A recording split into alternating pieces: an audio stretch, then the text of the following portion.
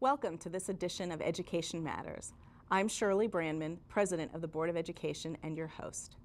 On today's show, we'll be discussing student governance and leadership, the opportunities this affords students, as well as the benefits it brings to schools, students, and MCPS as a whole. And to help me start the conversation, I'm delighted to welcome our current student member of the board, or SMOB, Alan Xie.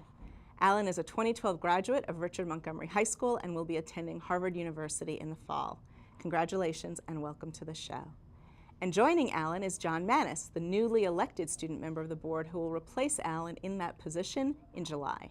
John is a rising senior at Northwest High School. Congratulations to you as well, and welcome to Education Matters. So to kick us off, Alan, why don't you tell us a little bit about what are the responsibilities of the student member of the board? Well, the student member of the board is a student that's elected to a position on the Board of Education. I would say the student has virtually identical responsibilities to that of an adult board member, and he or she has to attend all of the board's meetings, open session, closed session, Right. vote on a lot of issues ranging from things that could be boundaries to the hiring of the superintendent.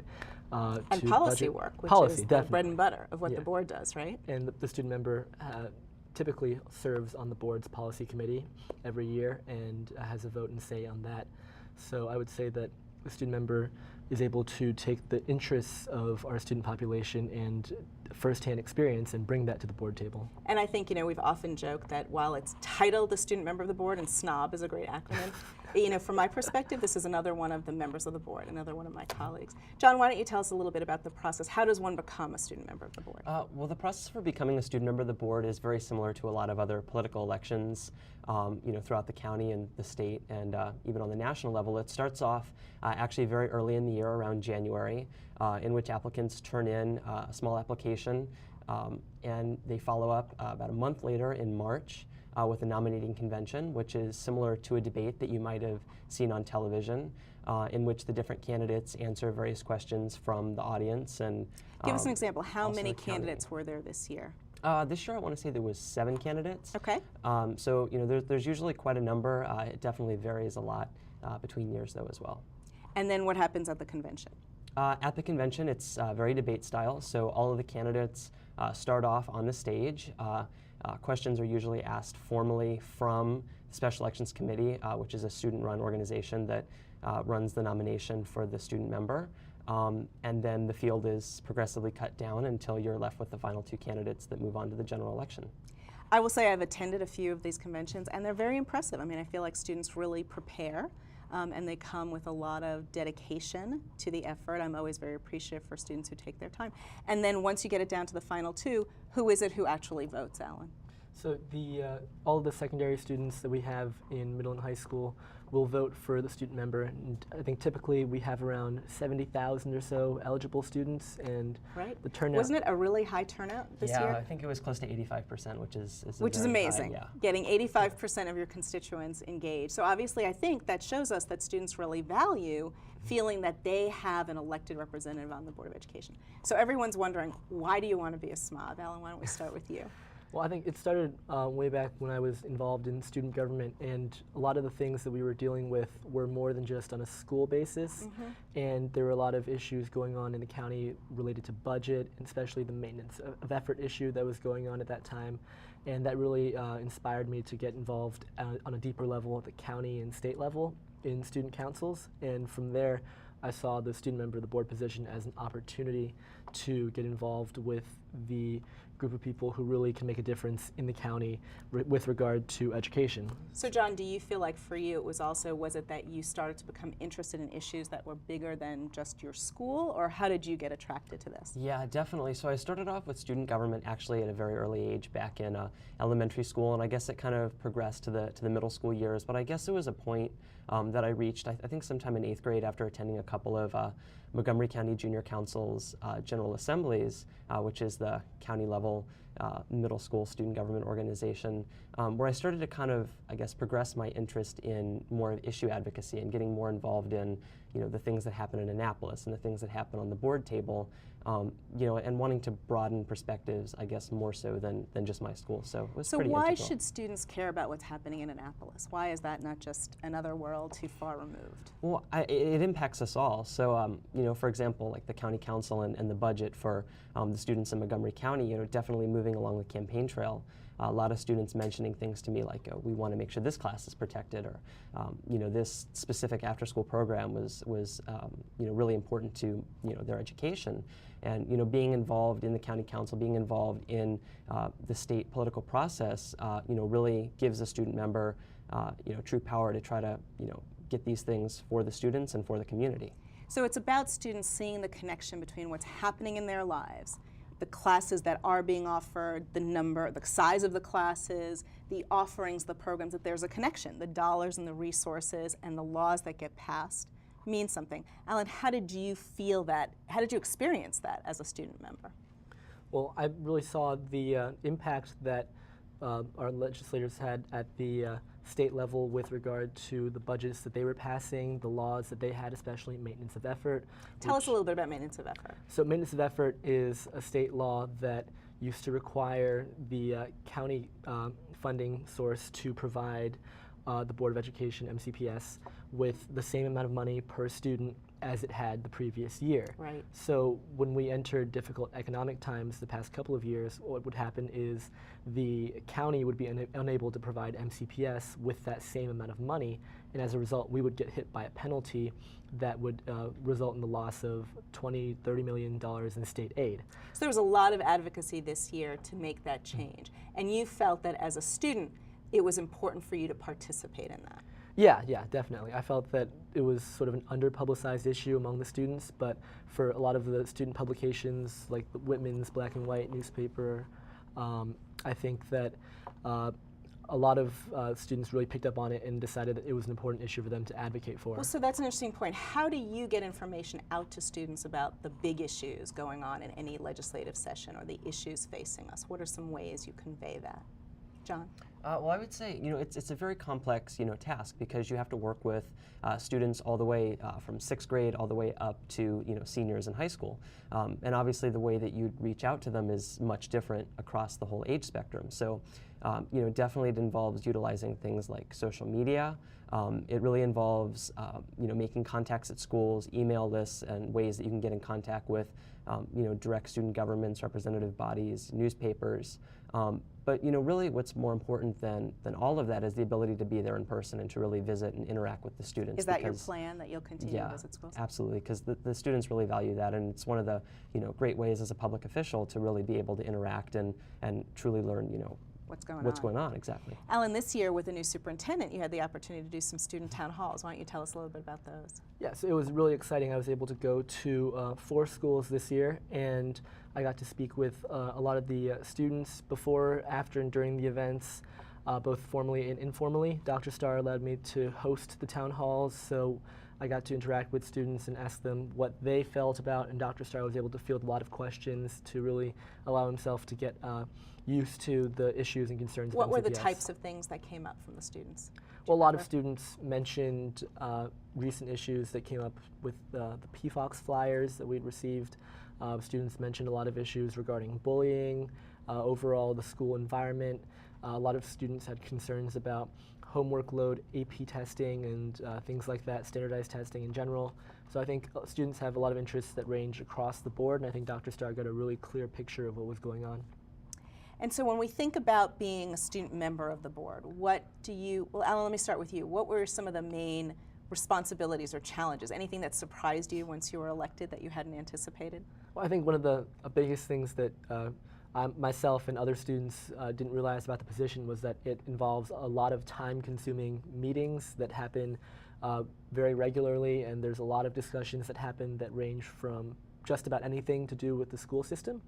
And it was very interesting to get involved at multiple levels with the policy committee, with other issues that came before the board like literacy, and even in the superintendent search. Right. All a bunch of issues that was a unique opportunity you had as a SMOB. Definitely. John, how are you preparing to be able to meet your responsibilities as a student member of the board? Well, I've been doing a lot of work. The board staff has been really helpful in getting in contact with me early to start planning out scheduling for next year. I actually had a meeting at my school earlier this this week to start discussing scheduling and how to make that best work for all the time-consuming but exciting work to come in Rockville. It's a balance, just like it is for the adult student board member, the adult members and the student member. There's a lot of similarity in terms of finding that juggle to get that down.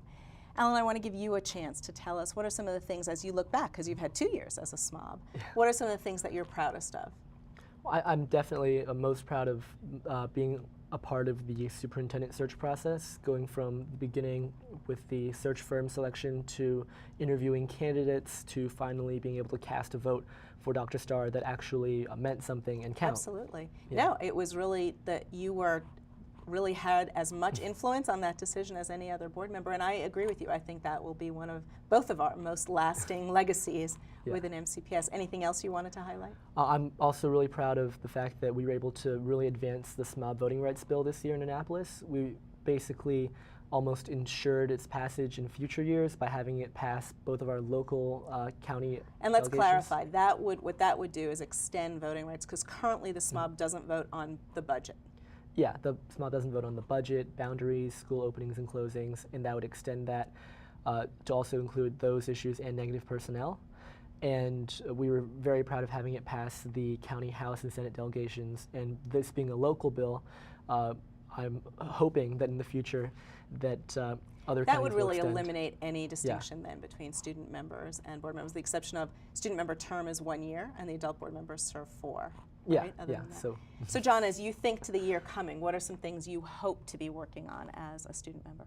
Well, definitely. So I'm going to continue working to try to enhance the student members' voting rights. But one of my main goals for next year is to try to, I guess, broaden the legislative platform, I guess, of what the SMOB is willing to get involved in, in these types of issues. The expansion of the student members' role on things like budget is really critical to the students of the county. But it's also important. We've seen the county council taking steps. We've seen the state senate and house taking steps. Even the state board of education taking steps into new policies and regulations that we've never seen, that are somewhat unprecedented for our time. So I hope to really try to make a voice and a presence with that, while maintaining great contact with the students of the county. Well, and I think that in my experience, I've had the pleasure of working with several student members of the board. I think there really is a value in making sure that students in our schools who are living with the decisions of budgets, who are living with the decisions of policies, whether that's the grading policy or the flyer policy, have an opportunity to reflect on what it feels like to be the person impacted. Do you agree, Alan, that that's really a significant part of what you try to bring to the conversation? definitely, and I think that being a student and being able to experience a lot of the policies firsthand, like the flyer policy, or being a part of literacy discussions and having that experience, or math, all of those really come to a head at the board table when the student member can provide a lot of valuable input that staff or board members may not be able to provide, because the student experiences that every day. So if you each had to give one piece of advice to a student thinking about wanting to be a SMOB, what would it be, John?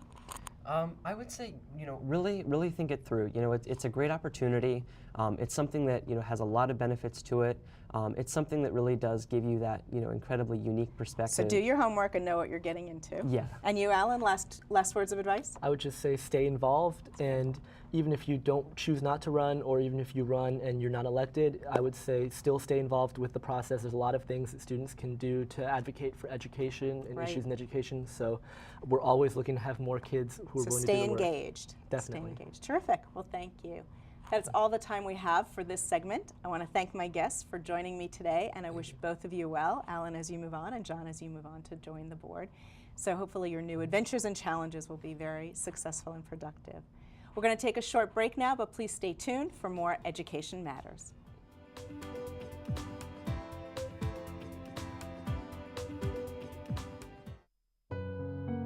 I remember taking off those training wheels. That was a big deal. I was so proud of you. I worried. I didn't want him to get hurt. You were there then. Thanks for the keys, Mom. Be involved now. Make sure your teen is safe behind the wheel. Take control.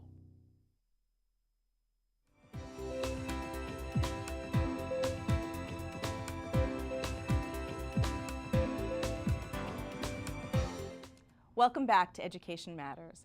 Today's topic is about student governance and leadership. During this segment, I'm pleased to welcome Jeff He. Jeff is the president of the Montgomery County region of the Maryland Association of Student Councils, or MCR for short. Jeff is a rising senior at Richard Montgomery High School. I'm also delighted to welcome Prim Phoolsimbat. Prim is the president of the Montgomery County Junior Councils, or MCJC for short. Prim is a rising 8th grader at Eastern Middle School. And last but not least, I'm happy to introduce Alex Gutierrez. Alex is a rising 11th grader at SpringBrook High School who's very active in student government and recently participated in the Student Emerging Leaders Program. It's great to have all of you here. Welcome to Education Matters. Jeff, let's start with you. Why don't you tell me what inspired you to get involved in student government? Well, I've known a lot of people such as Alan and my predecessor, Tony, so they've definitely played a big influence on my decision to get into student government. So you had some role models, but why did it look interesting? To be honest, not really, because in middle school I was on the opposite end of the spectrum. I wasn't too interested in student government. But freshman year I decided, hey, I might as well just run for an election because I had nothing to lose, and I really wanted to represent my students. So I ran and I won, which was actually pretty surprising for me. But I decided to go from there, and I learned a lot of stuff. So you got engaged because you saw other students who were ahead of you who were engaged. Is that a fair way to put it? Well, you think about that. I'm going to move on to Prim. Prim, why did you get involved in student government? I actually, in 6th grade, I ran for school secretary and I won. And I guess I joined SGA because I felt like it would be really great to help out, because immediately I knew there were some, issues with the school system, and sometimes it frustrated me if I couldn't solve them, so I thought. So student government was a way to serve your school, and it was a way to have a way to participate in issues that you saw around you. Yeah. Yeah. Alex, how about you? Why did you get involved in student government? Well, I have had many interests that I have pursued at SpringBrook High School. I was on the debate team and its academic team, and I was also captain of the varsity cross-country team. But after the Student Emerging Leaders Program, the bulk of my interests started to shift more towards student government. To student government. And so let's stop you there. Tell me a little bit about the Student Emerging Leaders Program. What is that, and what did you get out of it? Well, the Student Emerging Leaders Program basically encourages students to encourages student interest in national, state, and local government, and inspires the next generation of Black and Hispanic leaders. So it's sponsored by the Montgomery County Public Schools and the Montgomery County Business Roundtable, or MCPS-MD. And each spring, rising sophomores who have a grade point average of at least a 2.0 and who meet the program's criteria will have the chance to apply for the program. So what are some issues that you focused on this year? In the Student Emerging Leaders Program? At the Student Emerging Leaders Program, we attended a legislative conference, which was either the Congressional Hispanic Caucus or the Congressional Black Caucus. I attended the Congressional Hispanic Caucus, and there was this meeting in the caucus, the Health and Human Services meeting, with a couple of professional doctors and congressmen who talked about the importance of awareness and how, some Hispanic families are not usually engaged, maybe? They're not usually aware of the illnesses that their loved ones acquire. Okay, so this is in the health field. So you were exposed to some issues about the health field. Yeah. So I'm going to move on. So Jeff, tell me about, if you think about participating in student government as a way of being a leader, what are some ways in which you've had to assume leadership in your work? Really, to assuming leadership, one of the key parts of being a leader is communication. So I have really had to get out there and know the people who I'm working for. So in our school government, whenever an important issue comes out, I would personally go out and meet with my constituents and get to know what they really care about and what they really want to see done. So being a leader, to represent students, you need to be in touch with them and know what issues are important to them. Prim, how about you? How do you function as a leader? Well, I'd also agree that communication is a biggie. And also, I think that also maybe confidence, because if students don't believe in their own ideas and, you know, really going out to participate, then really there's nothing to build on, because if you don't believe in yourself, then how can you believe in others around you That's also? a really important point. And Alex, you were talking about how in the caucus you had the opportunity to get educated on issues. How do we educate students about issues?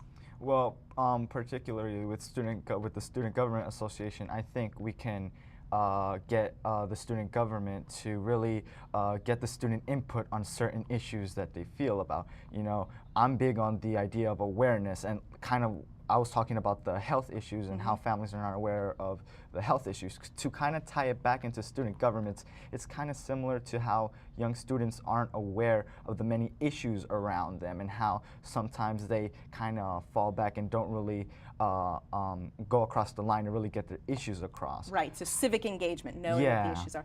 Jeff, talk a little bit about, are there any issues that you see on the horizon for this year that you think student government's going to need to participate in? I mean, we've been very involved in SMOB voting rights for quite a long time. Right. And this is something we'll definitely continue to work on.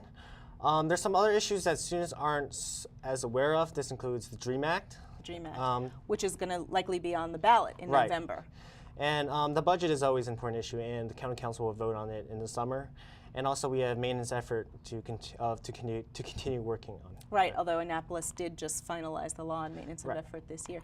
Prim, what are some issues that you hear about from students that you think are likely to bubble up this year? Well, there's always reoccurring issues such as bullying and, you know, different problems with crime and. And so what's the role of student government? If we felt that there was bullying happening at schools, what are some things that student government can do to be helpful? Well, just making the school a more positive environment. We can always spread the word using flyers or making posters, or we can really get on the field because, you know, we're students too. Right. So our friends and our family. So some of what you guys can do in leadership is to help set a tone. You can help set a more positive tone. You can help a school be a more welcoming environment. Are there some ways that you think about doing that at SpringBrook, Alex? Oh yes, definitely. You know, after the Student Emerging Leaders Program, I started to get really involved in student government. Recently, through a school-wide election, I was elected as SpringBrook's 2012-2013 SGA president. And Congratulations. So, thank you. And so, one of the issues that I really want to push for is, like I mentioned before, awareness. And I really want to get awareness of what, though? Awareness of the many activities we have at SpringBrook. You know, so you want to make sure students are aware of how they can get involved. Yeah, how they can. You know, so part of leadership is helping students see those connections so they can be very involved participants. It could be in politics, it could be in other things, right? Like Jeff, you were saying, you didn't start by being sure you want to be in government. You started by being involved in other activities. Right. What are some ways that your organizations help students to find their connections? Well, MCR is a county level SGA. So what we do is we bring together these school SGAs, which usually probably don't meet with each other together in our General Assemblies. And here in our General Assemblies, students can collectively voice their opinions and bring up problems that they want to see addressed. Well, that's an important point, right, Prim, because part of what you guys do being at the county level is you can bring students together from different perspectives. Different parts of the county, maybe different things going on at their school, and it's an opportunity for students to get to know each other across buildings. Have you seen that happen? Yeah, it's really it's a great big melting pot to share. Big melting pot. Yeah, to share ideas, and just so there's also sometimes we give out mini workshops just in case SGAs want extra support for. Give me an example of a mini workshop that you might do. Well, MCJC recently we would do workshops on such as public speaking skills, ways to, you know, not be afraid to really stand up and show people your ideas and that sort of thing. Well, that's great. So it's not just that you're telling students that they should be advocates, but you're helping build the skills that they might need to be advocates as well. Alex, talk about what are some of the skills student leaders need? Well, I definitely think that student leaders should definitely have courage, and that's something that I think they acquire through time, because everyone starts off scared and unsure of what to do. And also, I think they should keep up with local news and be informed. Yeah, be informed. Have courage, be informed. Jeff, what would you add to the list? Student leaders, skills for student leaders. Be motivated. Be passionate. Definitely be passionate about what you do. Why does that matter? Because if you're not passionate, you go in with this half-hearted feeling, and you really can't, you know, give it all that you got. You're not going to inspire anyone else if you yourself don't convey that, right? Prim, what would you put on the list? Skills student leaders need? Maybe self-aware, because you definitely need to be conscious of what you're capable of and also other factors that may limit you. But I think that, yeah, if you're self-aware. So we've talked a little bit about what you as leaders do for the community. What do you yourself as students get out of the work you do? Alex, what is a benefit you think you've gotten from your participation in student government? Well, definitely I have gotten the courage to really step out of line and really communicate with others. I've also been appointed lobbying deputy by Mr. Jeffrey He, and coming into MCR, I was a little bit afraid at first, not knowing many of the people there. But so that's something that's likely to serve you forever. Yeah. You having that sense of, I really can have an important role in this. Yeah, definitely. Jeff, what's something that your student government service has done for you? Well, first of all, I take great pride in all the accomplishment and work that my organization have done, and I think I feel really happy about what I've done. It's a great feeling to be able to make a difference and put a smile on someone else's face. So recognizing that organizations can really make a difference if they work effectively. Yes. Good point. Prim, how about you? What is something you think you've benefited from your work as a student leader? Well, I think I really enjoyed it because student leadership is actually a lot of fun. So, it's a great use of my time, I feel, because not only because of leadership skills, but it's just the feeling that you're improving your community. Right. So there's a satisfaction from the work that students can take away.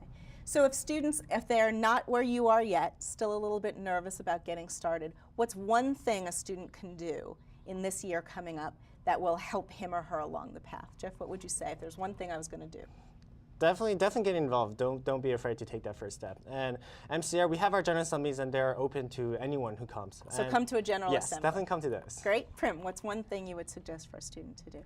Well, if you were a little bit afraid and you weren't sure if you wanted to go to the meetings, I would say ask around, ask adults you trust, or ask students who have been involved, so that you get the feel of what kind of experience you're going to get, and then maybe you can step out. Because there are a lot of trusted adults who participate and support student government. We should definitely give a shout out to Karen Crawford and MCPS, who does an amazing job supporting our student government. Alex? Well, I think the first step should be to really get involved with your school SJ. That should be the first thing. Start at the local level. Yeah, and then, build yourself up. And if you can make it, then you can really go get involved with the county SJ and then the state SJ. I think you make a really important point, because sometimes what's scary is you don't feel like you know enough. So if you start at the local level, things that are going on at your school you may be more aware of, and then you can build on that in terms of other understandings. I'm going to give you each a chance to share one more thought that you have as you reflect on your service. We'll go backwards. Alex, I'm going to start with you. One final thought. Well, I think that I have really come a long way in terms of my involvement in student government, and I really want to get more students across the county involved in everything that we do. So you're going to be committed to increasing student participation. Yes. Prim, how about you? One final thought.